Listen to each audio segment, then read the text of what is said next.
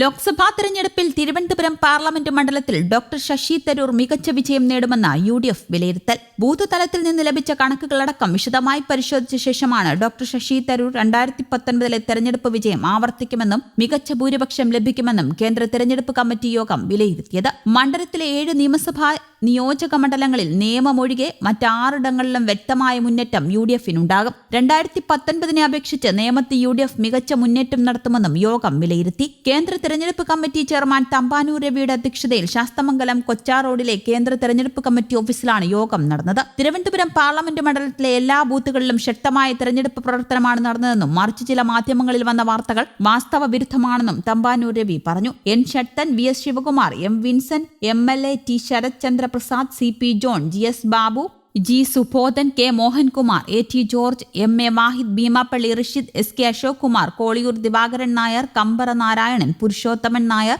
D. Sudarsanan, VS Harindranath, MR Manoj, നിയോജകമണ്ഡലം തെരഞ്ഞെടുപ്പ് ചുമതലയുള്ള ഭാരവാഹികൾ, ബ്ലോക്ക് പ്രസിഡന്റുമാർ തുടങ്ങിയവർ പങ്കെടുത്തു. അതിനിടെ ലോക്സഭാ തെരഞ്ഞെടുപ്പിൽ ഇത്തവണ വടകര തിരിച്ചുപിടിക്കാനാകുമെന്ന വിലയിരുത്തലിൽ CPM KK ശൈലജയ്ക്ക് നേരിയ ഭൂരിപക്ഷത്തിൽ വിജയിക്കാൻ സാധിക്കുമെന്നാണ് CPM കണ്ടെത്തൽ. ബ്രാഞ്ച് ബൂത്ത് തല കമ്മിറ്റികളിൽ നിന്ന് ശേഖരിച്ച വിവരങ്ങളുടെ അടിസ്ഥാനത്തിലാണ് വടകരയിൽ വിജയം പ്രതീക്ഷിക്കുന്നത്. 1200 മുതൽ 1500 വരെ വോട്ടുകൾ നേടാൻ സാധിക്കുമെന്നാണ് കണക്കുകൂട്ടൽ. കഴിഞ്ഞ ലോക്സഭാ തെരഞ്ഞെടുപ്പിൽ P. ജയരാജൻ കൂറ്റൻ ഭൂരിപക്ഷത്തിൽ വിജയിക്കുമെന്നാണ് CPM വിലയിരുത്തൽ. താഴേക്കിടയിൽ നിന്നുള്ള കമ്മിറ്റികളിൽ നിന്ന് ലഭിച്ച കണക്കുകളുടെ അടിസ്ഥാനത്തിലായിരുന്നു CPM കണ്ടെത്തൽ. എന്നാൽ ഫലം വന്നപ്പോൾ വൻ പരാജയമായിരുന്നു ജയരാജൻ നേരിട്ടത്. 84,663 വോട്ടിന്റെ ഭൂരിപക്ഷത്തിൽ K. മുരളീധരൻ വിജയിക്കുകയും ചെയ്തു. ഈ സാഹചര്യത്തിൽ ആറ്റിക്കുറിക്കിയ കണക്കുകൾ മാത്രം നൽകിയാൽ മതിയെന്ന നിർദ്ദേശമാണ് ജില്ലാ കമ്മിറ്റി കീഴ്ക്കമ്മിറ്റികൾക്ക് നൽകിയത്. ഇതിന്റെ അടിസ്ഥാനത്തിൽ ഇത്തവണ സംശയമുള്ളതും ആടിക്കളിക്കുന്നതുമായ വോട്ടുകളെല്ലാം മാറ്റി നിർത്തി ഉറച്ച വോട്ടുകൾ മാത്രമാണ് ബൂത്ത് തല കമ്മിറ്റികൾ കൈമാറിയിട്ടുള്ളത്. കഴിഞ്ഞ തവണത്തെ അപേക്ഷിച്ച് തലശ്ശേരി, കൂത്തുപറമ്പ് നിയമസഭാ മണ്ഡലങ്ങളിൽ LDF നേരിയ മുൻതൂക്കം പ്രതീക്ഷിക്കുന്നുണ്ട്. വടകര, കൊയിലാണ്ടി, പേരാമ്പ്ര, കുറ്റ്യാടി, നാദാപുരം എന്നിവിടങ്ങളിൽ UDFന് തന്നെയാവും ഇത്തവണയും മേൽക്കൈ. പേരാമ്പ്ര, കുറ്റ്യാടി, നാദാപുരം നിയമസഭാ മണ്ഡലങ്ങളിൽ അടിയൊഴുക്ക് ശക്തമാണെന്നും വിലയിരുത്തുന്നു. അതേസമയം NDAക്ക് വടകരയിൽ കാര്യമായ മുന്നേറ്റം CPM പ്രതീക്ഷിക്കുന്നുമില്ല.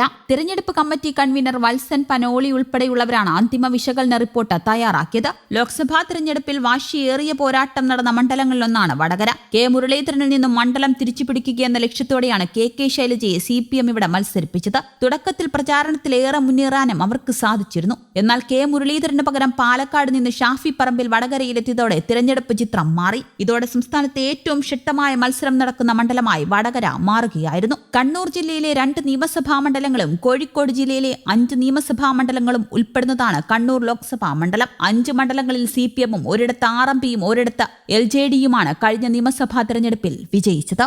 News desk, Kerala Kaumudi.